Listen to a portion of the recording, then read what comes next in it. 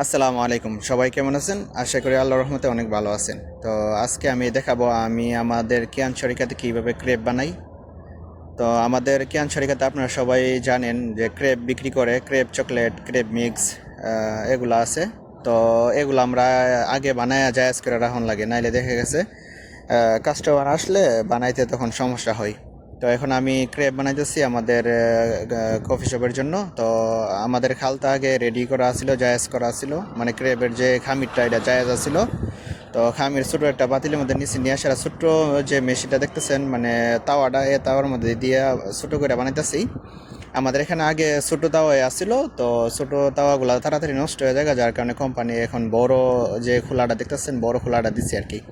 তো একটা দিয়ে বানাইলে অনেক দেরিও, যার কারণে এক সাইডে একটা ছোটো তাওয়া গরম দিছি আর বড় তাওয়া দিয়েও বানাইতেছি, মানে দুভাবে বানাইতেছি তাড়াতাড়ির জন্য আর কি। তো আমি দেখলেন হাতে নিয়ে দেখলাম কেমন হইতেছে। তো এখন আমি ছোটো তাওয়া তো দিয়েছি, বড় তাওয়া তো দিছি, দিয়ে আসার একটু ওয়েট করব। যখন হয়ে যাবো তখন আমি এগুলা উল্টাই দিব। উল্টায় সুন্দর করে ছোটো ছোটো করে কাটা পাতিলের মধ্যে রাখতে হইব আর কি।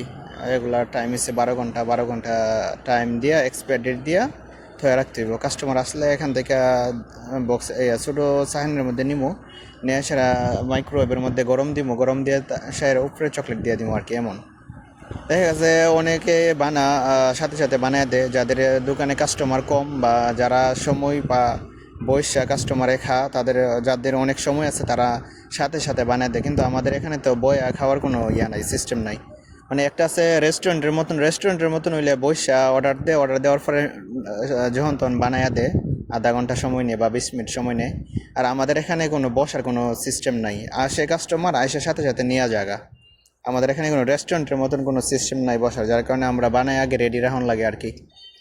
তো এখন আমি ছোটোগুলা উল্টাই দিছিলাম, দেওয়ার পর হয়ে গেছে গা, এবং বড়টার মধ্যে দিছি, দিয়া বড়টা উল্টাই দিছি। এখন উল্টানোর পরে ছোটোর মধ্যে রাখবো, রাখার পরে বাকি যেগুলো আমি বানাইছি এগুলো কাটবো, আপনাদেরকে দেখাবো কীভাবে কাটতে হয়। যারা কফি শপে বা রেস্টুরেন্টে বা হোটেলে কাজ করতে আগ্রহী তারা এগুলাও করতে হইব, মাঝে মধ্যে করা লাগবো। আমি ক্যারেবি বানাই, প্রায় সময় আমি ক্যারেব বানাই। আমার সাথে যারা আছে তারাও মাঝে মধ্যে বানায় যদি শর্ট পরে আর কি। তো আমি এটা উল্টাই দিচ্ছি, দেওয়ার পরে এখন আমি কাটবো ছোটো ছোটো করে। আপনারা দেখলে বুঝতে পারবেন, আরে আহামরি কষ্ট না। কিয়ান শরিকের মধ্যে কফি শপের মধ্যে একটু ক্যারেব বানাতে একটু কষ্টকর বেশি আর কি, কারণ এখানে একটু গরম লাগে, একটু ইয়া আর কি। তো যাই হোক, এখন আমি যখন এটি জুড়াইছে, ঠান্ডা হয়েছে, ঠান্ডা হওয়ার পরে এখন আমি ছোটো ছোটো পিস পিস করে কাইঠা রাখতেছি, কারণ কাইঠা রাখলে সুবিধা। এখন নতুন করে একবার কোম্পানিতে ক্যারেব বুডিং আসছে। তো ক্যারেব বুডিং দিতে গেলে আপনার ছোটো না করলে ঝামেলা হয়ে যায়, ছোটো কাঁচার মধ্যে রাখলে তখন ঝামেলা হয়ে যায়, খাইতে ফইরা জায়গা বা ঝামেলাও। তাই এখন ছোটো ছোটো করে পিস পিস করে কাটি। এখন বড়গুলা কাটছি, কাটটা এক সাইডে রাখছি। এখন একবার ছোটো ছোটো ক্রেপগুলো আছে, একই বাস, বড় আর ছোটো আর কি ডিফারেন্স। যেহেতু আমার এখানে বড় মেশিন দুইটা নাই, একটা, তার কারণে ছোটো মেশিন যেগুলো আছে এগুলো দা বানাইতেছি ছোটো করে, আর বড়টা দা বানাইতেছি বড় করে। তো এখন ছোটোগুলো সুন্দর করে কাটতেছি, ছোটোগুলো কাটমো পিস পিস করে কাটতে সুন্দর করে রেখে দিব আর কি 12 ঘন্টা ডেট দিয়া। তো আমার ভিডিওগুলো যদি আপনাদের কাছে ভালো লাগে তাহলে আপনারা একটু সাবস্ক্রাইব করে দিয়েন, কারণ আমার ইউটিউব চ্যানেলটা অনেক নতুন, সাবস্ক্রাইব কম।